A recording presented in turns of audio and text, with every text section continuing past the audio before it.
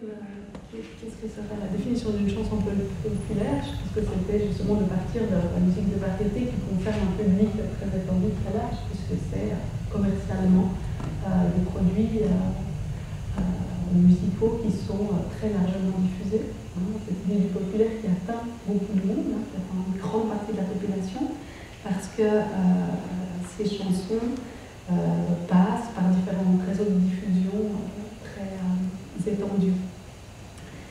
Avec l'idée, donc, d'une part, que cette variété est quand même une marchandise, qu'elle a été construite pour s'insérer dans un circuit commercial et pour faire croire à celui qui l'entend qu'elle ne s'adresse qu'à lui. Donc, là où je rejoins Claire pleinement, c'est sur l'idée que c'est une forme de musique, et le pop, et le rock, et la variété aussi, c'est une forme de musique qui, j'ai envie de dire, est complètement submergée, dévorée, possédée par le capitalisme. Voilà. J'exagère peut-être, j'enfonce le clou par rapport à tout ce mais me semble, c'est comme ça que je vois les choses. À partir de là, ce n'est pas une raison non plus pour diaboliser cette musique-là, bien au contraire, elle fait partie de nos vies, et donc elle structure nos émotions. Et d'une certaine manière, effectivement, il y a certaines chansons qui nous traversent de telle manière eh bien, que ça touche aussi à notre identité. Mais moi, je reconnais qu'il y a certaines chansons d'amour, moi, qui sont irrésistibles.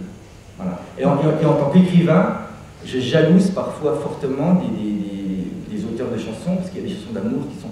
Là, cette chanson d'amour d'Alain Bachung, qui est quand même ni dans la variété, ni dans le rock, pour le coup, et qui fait partie quand même de nos plus grands chanteurs nationaux, chanteurs français. Il n'est pas tombé dans le tout venant des chanteurs-poètes, voilà, il reste dans quelque chose de très très original. La nuit je mens, cette chanson dans Fantaisie militaire, je prends des trains à travers la plaine. Pour moi, c'est une des plus grandes chansons d'amour de tous les temps. Enfin, j'exagère, mais c'est, voilà, par exemple.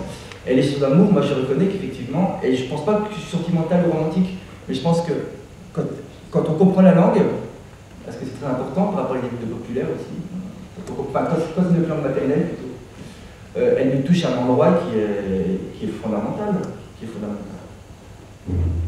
mais qui reste fugitif, me semble-t-il, par rapport à la lecture des livres. Oui, mais ce qui est étonnant, c'est ce que tu dis tout à coup. Parler de la chanson, c'est tout à coup parler de soi, et puis que ça implique une espèce de dévoilement très très étrange.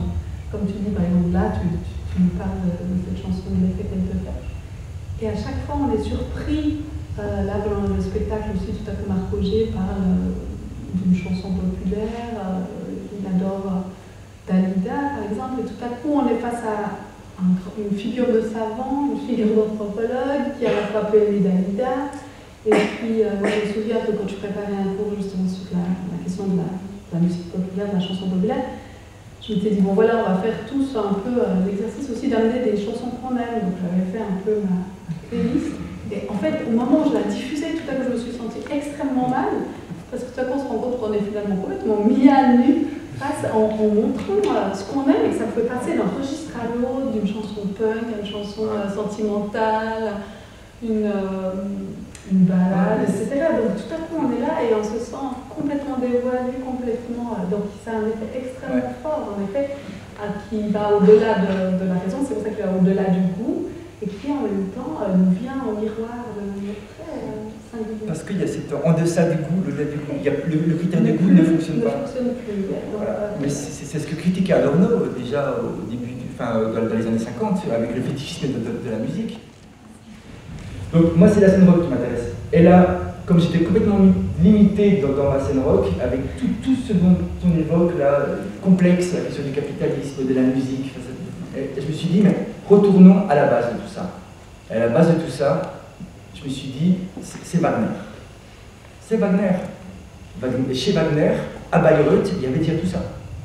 Il y avait déjà la question de la chanson populaire, dans la question du chant, en tout cas, il y a les questionnements sur le public, il y a la question de la diffusion, il y a la question de rendre, que des gens puissent accéder facilement à un milieu où tout à coup tout est concentré, Bayreuth, avoir tout sous la main. Et il y a tout un merchandising rock, à savoir les statues de Wagner, les chocolats de Wagner, voilà, c'était ça dès le premier festival. Il y a toujours une espèce de mépris pour la chanson que l'autre va écouter, et puis finalement, c'est ce que vous disiez tout à l'heure, quand on monte son iPod, quand on prépare sa playlist, on se rend compte qu'en fait on a quand même des chansons qui sont quasiment honteuses en fait, et qui nous dévoilent vraiment, donc c'est peut-être ça la culture populaire, en tout cas en France.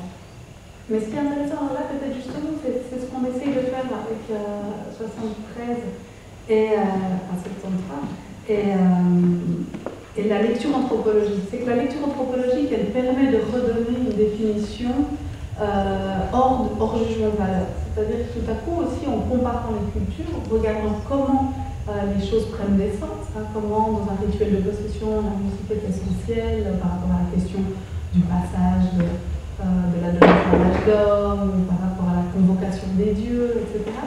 Avec ce détour-là du discours anthropologique, on arrive à admettre que la chanson est une pratique et qu'elle nous concerne tous. Je me mets du côté, il ne faut pas faire ça, je me mets du côté du peuple. Il y a des chansons populaires, Gainsbourg, mais il n'est pas chanteur populaire. Par contre, à mon avis, Johnny Hallyday est un chanteur populaire et quand il mourra, ça va être un séisme en France. Et vous verrez que tout le monde aimera Johnny Hallyday. Donc pour vous, un chanteur populaire, ce n'est pas un créateur? Comment non, pas nécessairement. Non, c'est un interprète. C'est un interprète, c'est le cas de Johnny Hallyday.